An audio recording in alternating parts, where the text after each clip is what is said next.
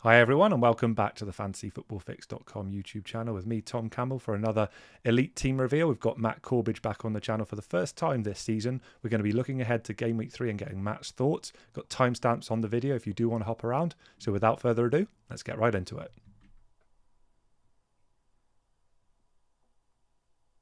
Hi everyone and welcome back to the channel. We're recording on Sunday evening and West Ham have just won a game of football, so I'm super excited, and I'm also excited to welcome Matt back onto the channel, FPL Corbs, as I'm sure you may know him. Matt, welcome back, man. How's it all been going?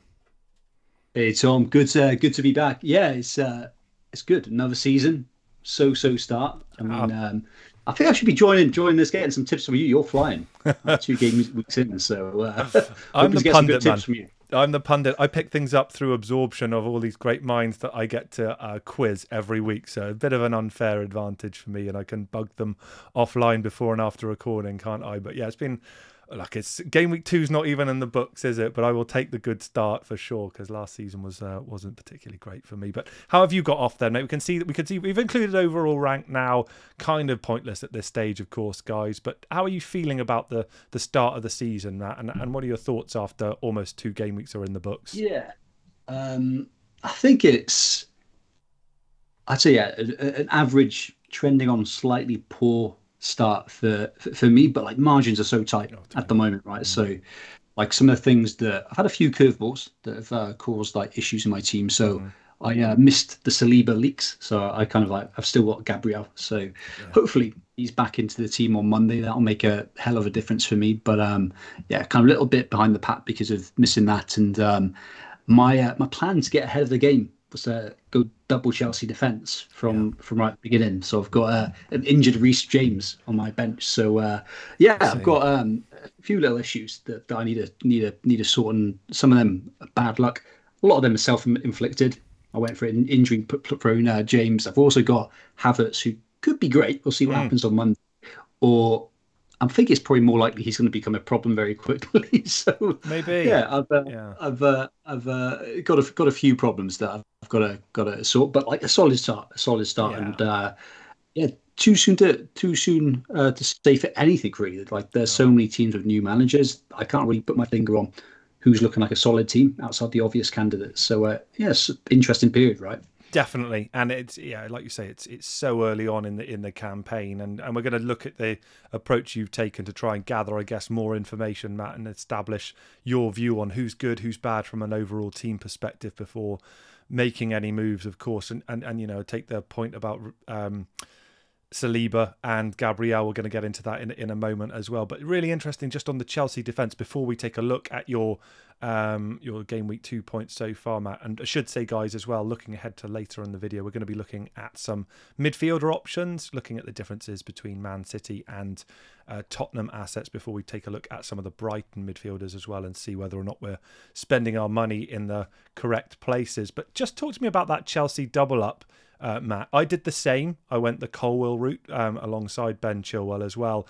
Was it something that you saw with Pochettino involved, or are these just great attacking assets historically that you thought actually this is not a 12th place team? This is something better, and we've got a whole heap of value there. What was your read on Chelsea pre-season?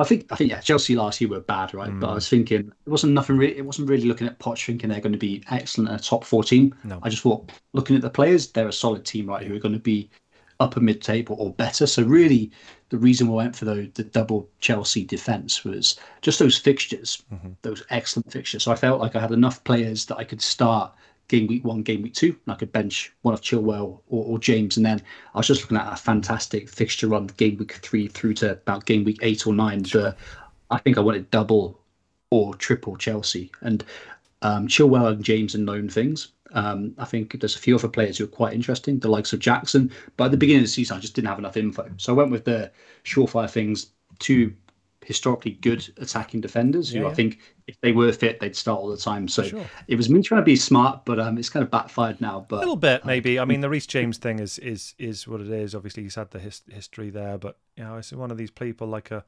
Diogo Jota and historically Anthony Martial and people like this that historically we've seen when they're on the pitch they do return expected FPL points and not often turn those into tangible ones, don't they? Anyway, Matt, let's take a little look at see how you've set your Game Week 2 side up, or how you set it up, and see how it's performed so far before we get on to trying to get together a plan ahead of Game Week 3 and see what you're going to do with Chelsea, because you mentioned the fixtures and I'm intrigued to get your thoughts. Let's see how Game Week 2 is panning out for you.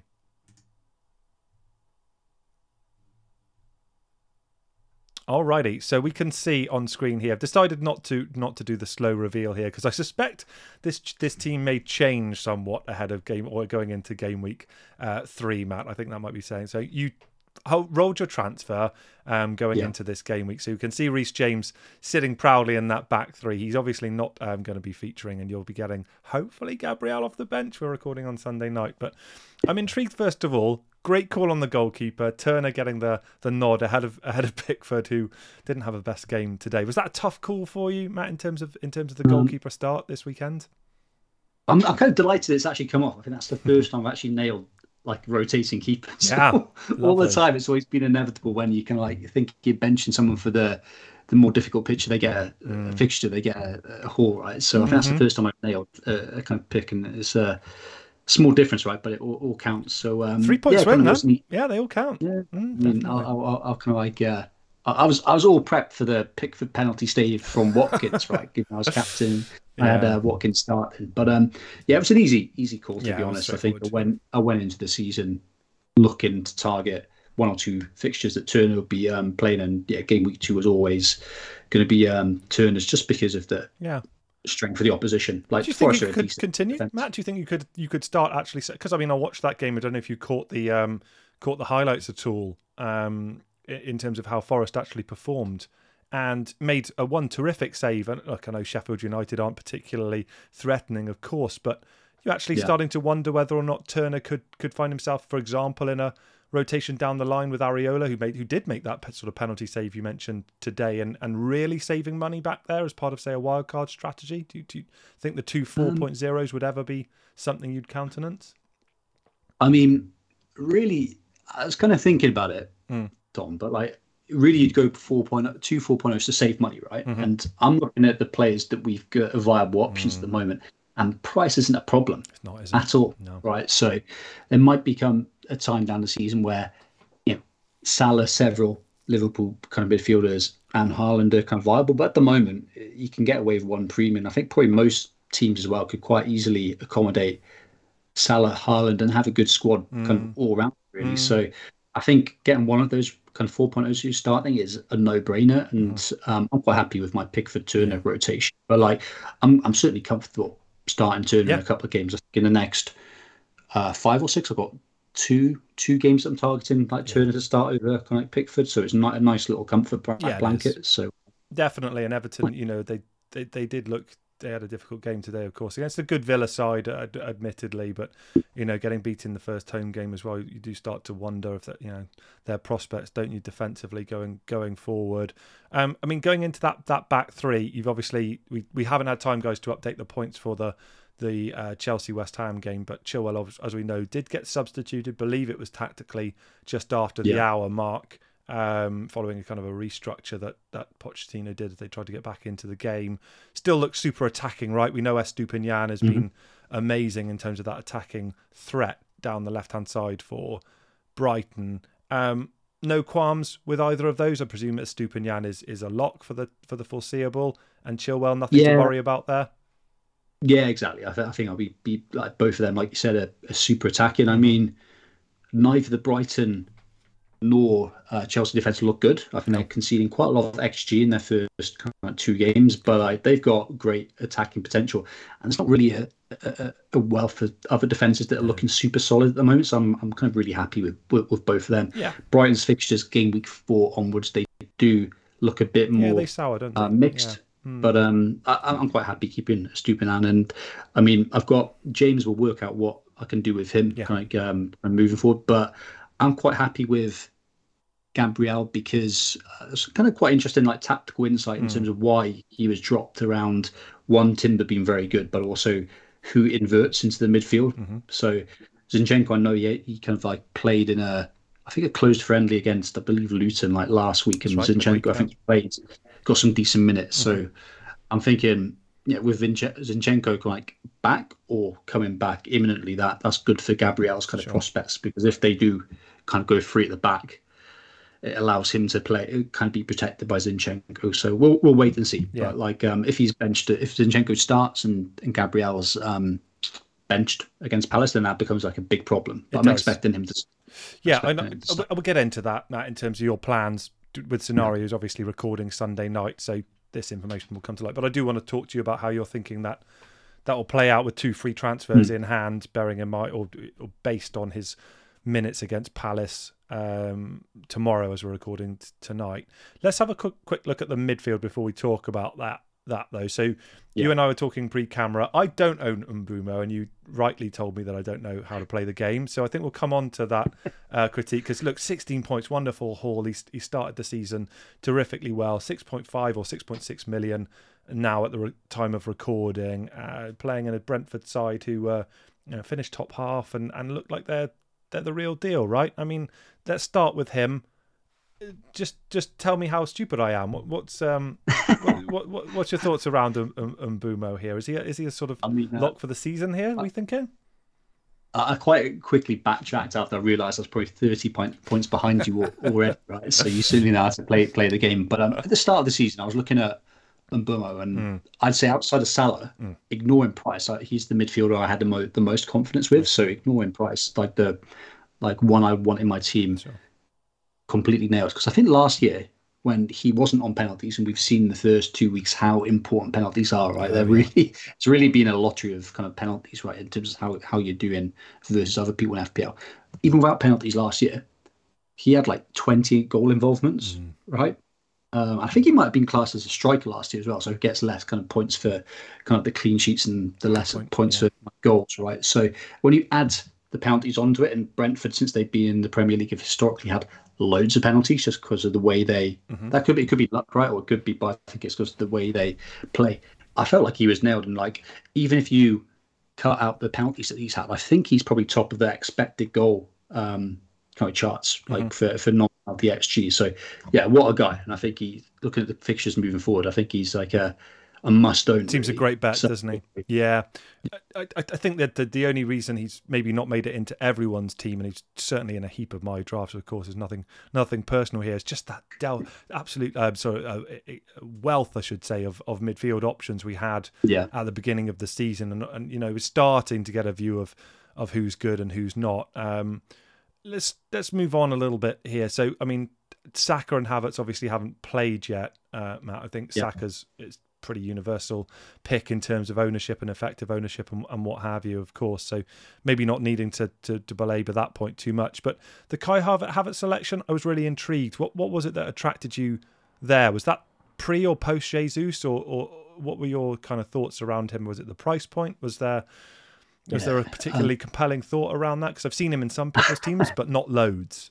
So just wanted your thoughts around that. And obviously he hasn't played yet, so he could smash it, couldn't he, against Palace? Exactly. It's kind of, the reason is kind of like all of the above, right? And I'd have to say he's probably the player I'm most nervous about. Right. So like you go into a season saying, like, what's the fundamentals? Known players for known teams who like you just know are going to start, and like Havertz doesn't really tick any of those boxes. So I guess it's kind of weird in FPL where one decision kind of has a knock-on effect for loads of others. So for sure. I kind of mentioned about it a little bit there, but I wanted to go double Chelsea defence to kind of target those attacking defenders for their real kind of great run from game week 3 onwards. Yeah. I could only afford James and Chilwell if I went Havertz. Right. So it was almost like the kind of wanting to get James was the influencing kind of part to get kind of Havertz. Yeah. It's weird how these things like have knock-on effects. Yeah. Because if I went Martinelli, so I wanted to go for an Arsenal midfielder because they've got solid looking, they're a great team, got solid looking fixtures for the opening 5-6 game weeks, right? And I just wanted to go there. I'd prefer Martinelli to like Havertz, but it was just kind of wanting to fit in James really. So maybe Martinelli and a 4.5 or 5.0 defender would have been better. But reason why I liked Havertz, he plays for Arsenal. Yeah. I thought he looked great in the Community Shield. Against City, I thought like that where he's playing false at 9, he was looking dangerous, and he got into the positions to score goals. So he had like 2 great chances. So I thought that was a really strong performance against the best defence in the league. And yeah, kind of Jesus being injured meant that, hey, there's a position that's almost his to lose. Yeah. And I think going to a back three and then playing Nketiah kind of up front, it was something that surprised me. I didn't really kind of anticipate that. But what I did know, just kind of having like listened to some of the Arsenal chat around how they're set up pre-season, is Havertz, he's got a couple of routes into the team, right? He can play the false nine. And I'm expecting against Palace for him to play the false nine still. But he can also play as a second eight, playing like slightly like the Odegaard kind of position, but slightly kind of more forward. Yeah, so against that's what he like did in Germany, teams. right? Yeah.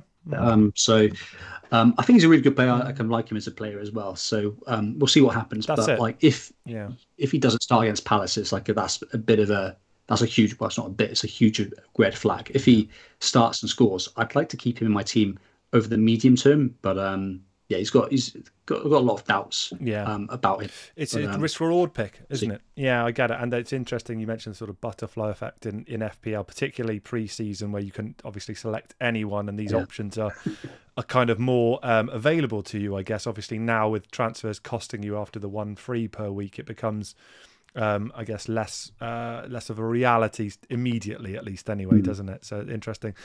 Man United double up there in the midfield. Matt, obviously had this terrific run of fixtures to start the season. We wouldn't have considered Spurs away to be part of that run necessarily, but they did look bad, didn't they, in that game yesterday away at Tottenham.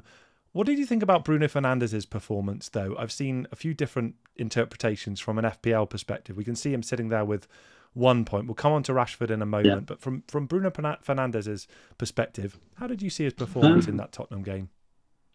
I don't think there's a debate about Fernandes. I thought it was a great performance against Spurs. Could have been a haul, couldn't it, man? No, exactly. There's so many. I mean, if he was playing super deep like he did for periods of last season and wasn't getting the expected goals, the expected assists, the expected goal involvement, then that's a worry, right? But I don't care about the output unless it has poor output over like 5 game weeks, right? I care about like getting into the spaces and getting those XG kind of stats. And he was tremendous, right? So he had a header where he was like alone in the penalty box. That could have been a goal. He had lots of near assists. I think they could have. That's before you go into like, I don't want to be the classic pundit chat, but like he could have had a penalty, like with the potential handball. So that was a super promising performance. I think the issue he might have is the quality of the people around him, right? He's setting up all these chances and whatnot, but you'd think there's enough to kind of get some goals given the kind of coming kind of fixtures. So I may jokingly say, hey, he's got no points and like he's getting out of my team, but that's just me messing around. I think he's a set and forget for me for quite a few weeks. I hear you, right? And I totally concur, and I'm really glad you see it that way as well. You know, the Rabona sort of cross that Rashford headed over, would come to talk about Rashford in a moment. The header that he should have certainly found on target from 6 yards out, etc. Could have had the handball, etc. And that's a typical Fernandes kind of performance in what I've seen over the years. So no, I totally get that. And obviously Nottingham Forest up next at home as well. So you're talking about the players that he's creating for, leads us seamlessly on to Marcus Rashford. Now we think that Rasmus Højlund has a chance of featuring in the next Premier League game, from what Ten Hag's kind of alluded to. Whether or not he'll be fit enough to start that game, we don't yet know. Let's sort of play that theoretical game for a minute then, Matt. If we get the news that he's available for selection, that could see Rashford operating more on that left-hand side, right? And maybe even you get Højlund into your thoughts further down the line as well. Do you think that's what ultimately this is going to take for this to work? And we need Rashford to no longer be deployed as a number 9 for Man United, because he's clearly, from his body language, suggesting that's not his best position. How do you read that type of situation with Rashford?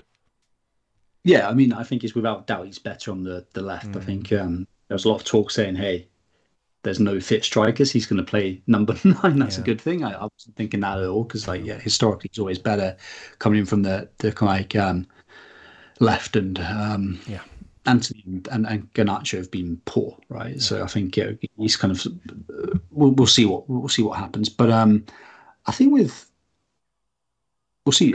I'm hoping Martial. I'd love Martial to kind of start next game. I know there's kind of transfer rumours and whatnot, but like you said, Højlund, he's potentially coming back in quite soon. I think even if Rashford plays number 9, there's enough there in terms of the fixtures, and he did have enough half chances, right? So I think the underlying stats are okay. That I'm not considering moving him at all, even if he stays at kind of like at the 9 based on fixtures and the underlying stats. I could get it if you've got other problems in your team and you're kind of doing a move that's really kind of helps drive your team forward. For example, there's lots of people with João Pedro, right? And they need to find money. Where are they going to go from? He's now been, well, everyone knew, well, not everyone, but like there is a strong probability he'd be rotated, right? And that's come about, and Brighton's fixtures are more difficult. People will be looking to move him on to a Watkins, an Alvarez, a Jackson, right? I think if you're doing that over kind of 2 moves and like you're looking at your midfield, who can I downgrade to free up money? I'd be looking at Rashford ahead of Fernandez for sure, just based on his stats. But unless you're doing something like that, where you're kind of getting a real optimal move as part of the 2 transfers, I'd be quite happy with Rashford. Love it. All right. Happy. You mentioned Watkins as part of that plan. So brings us on nicely to talk about Ollie Watkins. So Villa bounced back really well today. Obviously, much more attractive fixture, a home match against Everton, and they dismissed them, didn't they, handsomely. Watkins picked up another assist, didn't take a penalty, which I think was obviously big news for people who hold him, of which I am one, and I'm sure many people watching will be too. What's your read? I mean, on Ollie Watkins, is this just a slow burn? Everyone should chill out, and it's all good with Watkins, or do you think the money could be better spent elsewhere up front? I'm really interested in your answer. It's all good, right? Because he's got 10 points over 2 game weeks, two assists. I think the match against Everton didn't have much kind of expected goal involvement, but got the assist. Against Newcastle, I think he could have got a goal quite easily. That was good expected goal involvement there. And then historically, the reason why I got him, I looked at his second half from last season's kind of like stats. They were great. They were kind of like pretty comparable with Kane's, right? So we know that he's going to play near 90 minutes. I know he was actually subbed earlier, but like we went into the season thinking he'll play 90 minutes and thinking that he would be on pens.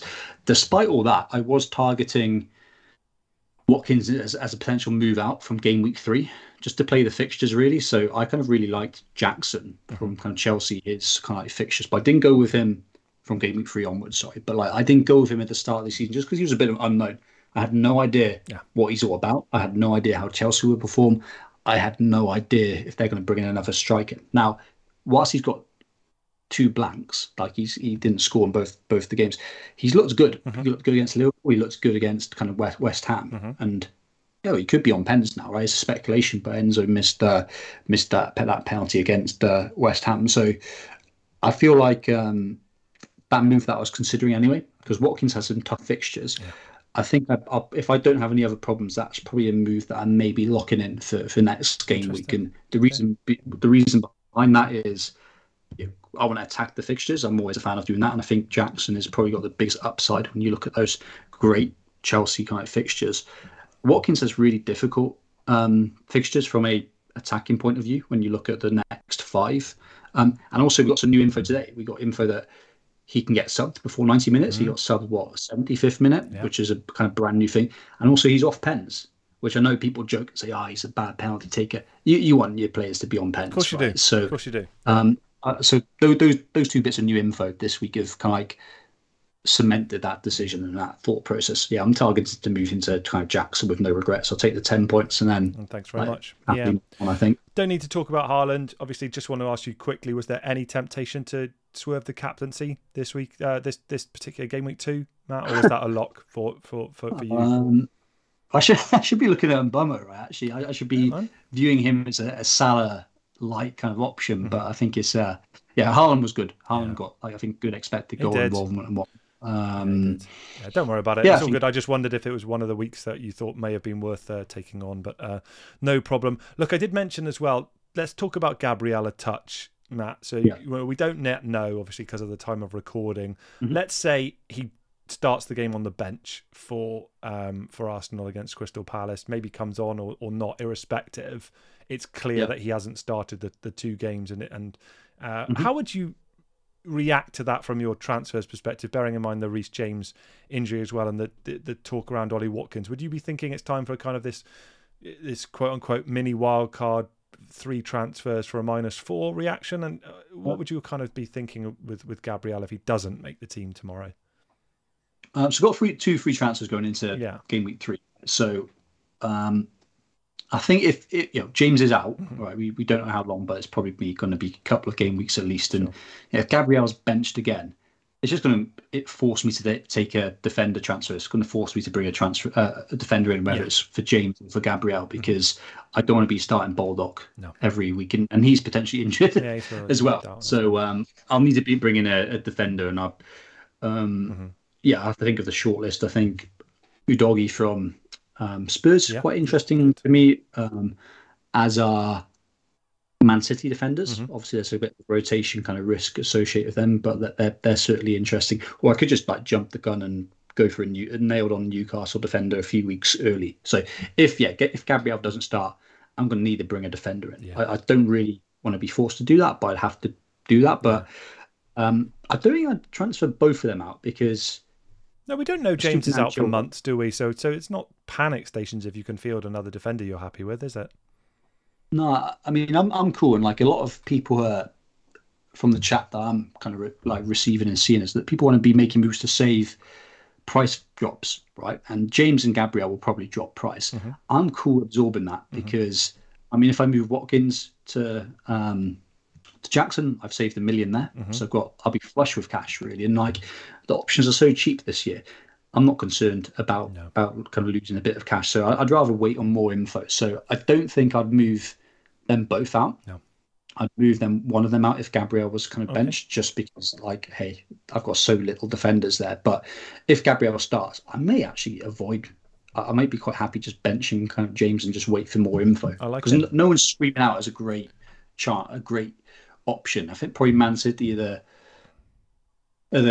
or an alternative Chelsea defender, they probably stand out, as does Udogie. But I'd like another game week worth of info, just to form a view of I get it, who are the best defenders, who are the most nailed to one. So I don't want to be rushing to a decision. It's really interesting for me to listen to all of this, Matt, around the less concern about prices this year with how the game's set up, the price points, and be less kind of sweating on the 0.1, 0.2 here or there, and actually the need to kind of clamour for that being less this season. I find that really interesting as well, and your thoughts around Watkins up front, and actually being happy to maintain an injured player for a period of time once we gather more information. So yeah, fascinating chat.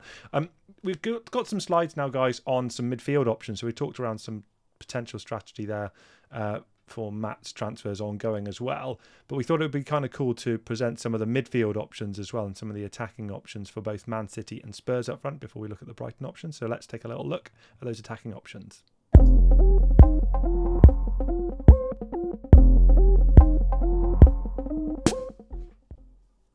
Cool. So the first one that we wanted to dive into here is how these Man City attacking options sort of compare with one another, and also look at some of the Tottenham options in the attacking third of the pitch as well. Now, we know that Harry Kane obviously moving on is a huge unknown really in terms of how Spurs are going to react to that. I think the praise has been pretty consistent in terms of collectively how they've looked. So we're going to get Matt's thoughts on how Maddison and Richarlison are shaping up. But also from a Man City perspective, bearing in mind Haaland's in everybody's teams pretty much, whether or not there's any thought that you're tempted to try and supplement that amazing midfield you've already got with any of these Man City boys. So we've pulled together some stats. Obviously, this is really early on in the season, guys, but it should give you an idea of how people have started the season. What's your thought, Matt, in terms of the Man City options here with Phil Foden and Jack Grealish? Let's start there. Yeah, so very selfishly, I can ask you guys to pull this together because I think Havertz may become a problem. So I'd love him to start and score against Palace, and I'd love to keep him for game week 3 because Arsenal are playing Fulham at home, which Fulham look awful defensively. Yeah, they do. I mean, they got hammered by Brentford, and Everton could have scored 2 or 3 in game week 1, right? So that's a good point. These are good point. These are, I'd love to keep him, right? But game week 3 or game week 4, these are my kind of have potential Havertz kind of replacements. And Man City and Spurs, why then? Both decent teams, obviously an exceptional team in City's instance, and just have great fixtures. So that's a bit of the background in terms of why I'm being a little bit selfish. So we've seen Grealish dropping in price. He had such a good end to the season last season as well. It sort of established himself on the left there. We know that Kevin De Bruyne is out. We know that Gundogan's now left Man City as well. Yeah. As yet, there hasn't been massive sort of transfer movement for Man City. That obviously could change whilst the window's still open. Phil Foden was exceptional against Newcastle, wasn't he, Matt? Do you think this is the season where we're going to establish him as someone who's actually saying, I'm here to start? He played or started 22 games last season in the Premier League. What's your read on Phil Foden and Pep's kind of willingness to trust this guy in an attack from an FPL perspective? Do you think we're there now? I mean, I think it's probably as close as you can get to him being nailed. Like, if not now, then when? Yeah, I mean, sure. If you look at the Manchester City bench, there's not a huge amount of options who are going to play unless you think Palmer is going to suddenly come start every game. And like, he's performed, like, these stats kind of, I guess, back the eye test. He's looked good in both games. Grealish has looked pretty toothless when he's played. So these stats kind of back it. And really, compared to last year, when there are so many options, like trying to kind of go for 3 attacking positions behind Haaland.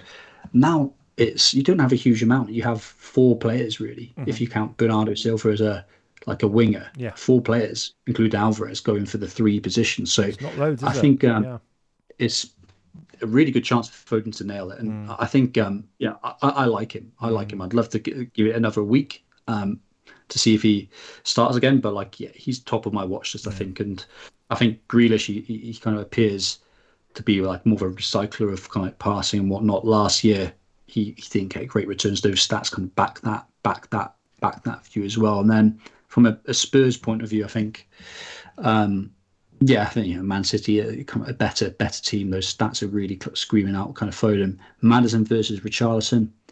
It's really hard to say. I know it's really hard to say. 6 in it already. I know you take your point about the price differences not being a huge difference this season. But Maddison obviously picking up 2 assists in game week 1. A tougher game against Man United, at least in theory, in the second game as well.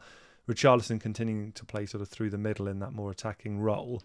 You got a preference between the 2 of them? Let's say that Sonny's not. Sonny is really liked by the fantasyfootballfix.com algorithm right now, but I suspect it will adjust to bearing in mind just how far wide he has been playing in the first 2 games. So what do you see in terms of the Tottenham midfield there, the midfield options between Maddison and Richarlison? Well, I mean, Maddison was great in the first game. I think against United, he didn't look as good, right? Really early, everything now is like quite early to kind of draw too many trends. But I would always prefer a goal scorer over a creator. And Maddison looked like a good creator, and I expect those XGI stats that we got on here. Majority of that number is probably based on expected assists rather than expected goals. Probably as Richarlison's looks really bad. Look, the stats are really bad. 0.3 expected goals of 2 games. But he's very, very essential. I think if you looked at his heat map, he'd be very, very essential. And whilst he's not been receiving the ball, he's just been there or thereabouts, right? So I think on the Spurs ones, I won't be making a decision next week if I wanted to go for a midfielder. I think there's probably enough info for me to go for Foden. I probably won't. There's enough info there. With the Spurs ones, I'd be waiting a week just to kind of see how it just kind of pans out a little bit. Because Richarlison, if they don't sign him up as a striker and he keeps playing, if he scores, then I think he could go on a run, because his historic performances for Watford and Everton have been very, very good. And he's just been very essential. So I'd rather have the centre forward rather than the kind of creator. So Maddison looking better at the moment, but I kind of got a soft spot for Richarlison for some reason. But, I do get it. Yeah, it's sort of brace potential, that explosivity, hasn't it, that we've talked about. And you'd like to think in this team, playing on Ange's new team, he's going to get chances that eventually they'll fall for him. I guess that word eventually, that's what we're always trying to work out. You mentioned that kind of 5 game week allowance period, I guess, we afford players, Matt, in terms of returns, and beyond that it becomes really difficult to keep them in the team, doesn't it? I do like the game week 3 through 5 projection, that bottom row there that we've included. 16.1 points for Foden is really high, guys, in terms of the predicted points. If you were to head over to Fix and check out the predicted points, you'd see how high that ranks, and not just in this chart amongst these 4 players, but actually comparable. You're only really looking at Salah, Haaland, Saka, I think, ahead of them, maybe 1 or 2 others, but certainly not many. So the algorithm is really starting to like Phil Foden as well, Matt, from a predicted points perspective. No, he's looking good. And Mbuemo's got to be up there as well, of course. Absolutely, of course. It goes without saying. Yeah, he's a category all of his own, definitely.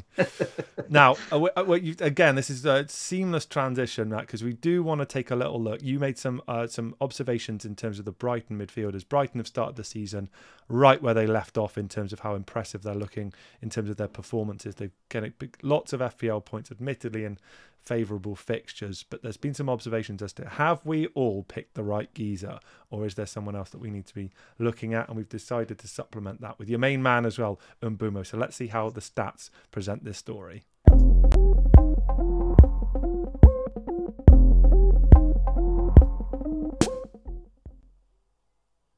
Okay, so I'm sure the more astute amongst you could have worked out that we're, of course, talking about Solly March and Mitoma here, respectively. And we've included Mbuemo as well, of course. Ownership-wise, look at that, Matt. We're pushing 40% for Mitoma. He was definitely the preferred option, and remains the preferred option for the Brighton fixtures, in assets, I should say, in terms of midfielders. And Solly March way down at 5.5%, and he started the season incredibly well, hasn't he?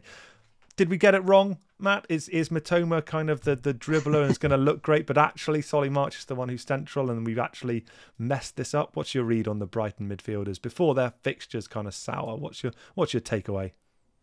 Yeah, so I'll caveat and say, hey, I'm always trying to push kind of Mitoma down a little bit after he screwed me over a little bit last year. So any moment to say, hey, he's getting lucky, I'll jump on it. But like the 6.5 midfielders is a really interesting bracket, right? I think obviously he's only had 1 game so far, but you could probably add Eze to this as well. He didn't get any points, but he had a great game week 1 performance. So we'll see what happens against Arsenal. Good point. There's a really rich amount of options at this price point, really. So it's kind of interesting because, like, Mitoma, again, he scored highly on the weekend. But if I was to pick a Brighton midfielder now, I'd probably go March, just because his stats in terms of threat and those expected goals, they consistently outperforms kind of Mitoma through it, right? So if you think that, hey, both of them are going to be relatively average finishers, you think March would be the better performer. What I would say is actually kind of Mitoma, he had a lot more preseason minutes, right, than March. So yeah, I think I get it why people went for Mitoma game week 1 over March. If I was going for a Brighton midfielder, I would have done that and that. But they're all performing kind of really, really well. The forward view is an interesting one that I think people with like heavy on Brighton should just like consider. Is it time to jump off a Mitoma onto a Mbeumo, for example, if you don't have him, because the fixtures do tighten up a little bit, really. So they do sour, I guess here is, hey, kind of like me banging that drum, that really bitter drum. Hey, Mitoma owners are getting lucky. Yeah, I appreciate last season. I'd forgotten that bit down the stretch. Yeah, you of course, long memories. These FPL Elite Managers, guys. If you head over to fix.com and check out the Elite Managers section in their blog thoughts, you can tell there are certain players, and these managers do not forget. I am here to tell you. But those fixtures you mentioned, they do roughen a little bit. Obviously, the next game up, they've got the toughest of the whole season in a game against West Ham. A home game against West Ham, but then they've got the Newcastle game to follow that, Man United away, Bournemouth, Villa, Liverpool, Man City, to give you a kind of longer lens there. So are you saying that for these sorts of guys, bearing in mind how many options we've got around the 6.5 million midfielders, Matt, that we do still need to be cognizant of the fixtures for the likes of Mitoma and March, actually, and these are not locks that you would say back them fixture irrespective, and actually it's certain that's where you should be looking to pick your battles as an FPL manager? Spot on. I think that's kind of like the conclusion here. Is I think if you're on the term or on March, like if you're in March, well done for the kind of bravery there. I think it's you've got your just reward there. But I wouldn't say they're a sell just yet. Like obviously there's a decent fixture kind of like next week. You have to say West Ham. They looked pretty open actually. They did. Yes, they did. I will concede that is a fair assessment.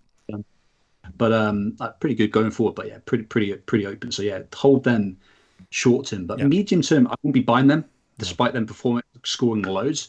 I wouldn't say the Brighton midfielders are a buy. They're not sell yet, but like I think in a couple of game weeks, be open to that kind of like option to like jump between these 6.5 options. And Mbuemo, again, I'm gonna be backing Brian all season, but like he's a great option. But I also like Eze at that price as well. When Palace is just get better as well. So yeah, just because they've got good points the first couple of game weeks. I think don't consider them just a lock and forget. Love it. There's not jump up on there. Yeah, I love that recommendation, that piece of advice actually, because the temptation could be to just hold because you're looking in the rear view mirror. And what I've spoken or what I've learned speaking to all of you guys over the last season and a bit is that it's all about looking forward, and fixtures of course play a huge part in that. It's reminded me of one final question, Matt. Actually, we talked about what you would do if Gabriel doesn't make the team tomorrow against Crystal Palace. I actually think, for what it's worth, I'm with you. I think he does. I think they looked a bit out of shape. It's like 50 games in the spin, wasn't it, that he'd started? So it really was a shock not to see him play. Let's assume he starts, plays well. It's the Arsenal defence that we're kind of more used to.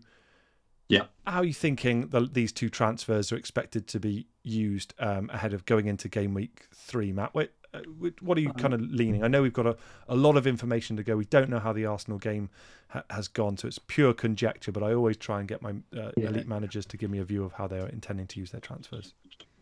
So if Gabriel starts and they look solid, they keep a clean sheet, that makes my life a lot easier, right? So I'll do the Watkins to Jackson move. I want to attack those fixtures. I think Chelsea have looked really good attacking wise, and been quite unlucky. And who knows? He might be an awful finisher, Jackson, but I think there's enough to say he's going to get some points. And with Watkins off pens, that gives me a little bit more assurance that it's a good decision. So I'll do that one. I'll probably do that one regardless, right? And then it depends really. I would love to just sit on. I'd like to roll the second kind of like transfer and then more info after the international break, having 2 free transfers, assess another game week, and then like jump on some kind of trends. If Havertz doesn't play against, because he's my other watch list kind of player, right? If he doesn't start against Palace, that'll make me a little bit more nervous around his minutes. I'd love him for that prime Fulham kind of fixture game 3. Tasty, if he's out, it looks tasty. It does. But if not, if he doesn't play, I might be aggressive again and go Foden for Sheffield United. So lots of dependencies on that kind of Monday night fixture. So quite a big one for me. But I think Jackson is a lock in just because of those fixtures, and then I kind of might roll, or I might go Havertz to Foden. To Foden's an aggressive move. But like if Gabriel doesn't start, I've got a screwed up defence. I need to bring someone. But from what you've talked about and just the way you've articulated though, Matt, it might look catastrophic in terms of the James injury and Gabriel out of favour, or however we term it, but just the way you put it there with 2 frees, actually it can be changed pretty significant pretty easily actually, and you can get to a team that you're much more comfortable with, and I'm sure that is exactly what will happen as you continue your ascent to another amazing finish, mate. I'm absolutely certain of that. Been a pleasure, man. Absolutely love getting you back on the channel for another video. Anything else that you wanted to cover before we wrap things up? I think we covered all the key points, mate. I think it's like these ones are tough, right? Because it's so soon in the season. Because I could be jumping, saying this is a player to jump on, this is a player to jump on. I'm a big fan of being a bit passive at the moment. Let's just like keep it chill and see what's happening. There's so many new managers, right? There's teams that I could predict where they're gonna be finishing, right? There's so many new players. So as much as possible, I want to just like sit back and get more info. Really, it's so early to talk about trends. All right, mate. And on that bombshell, that's where we'll wrap things up. The advice from Matt is to chill and get more info. And of course, you can do both of those things over at fantasyfootballfix.com. So I do encourage you all to please head over to fantasyfootballfix.com and subscribe. And do please also subscribe to our YouTube channel if you haven't already done so. We're trying to get through to 40,000 subscribers as soon as we possibly can. And we'll be back really, really soon with another video for the Elite Team Reveal series. And I look forward to bringing it to you. But have a great game week, guys. And I'll talk to you all soon. Take care. Bye-bye.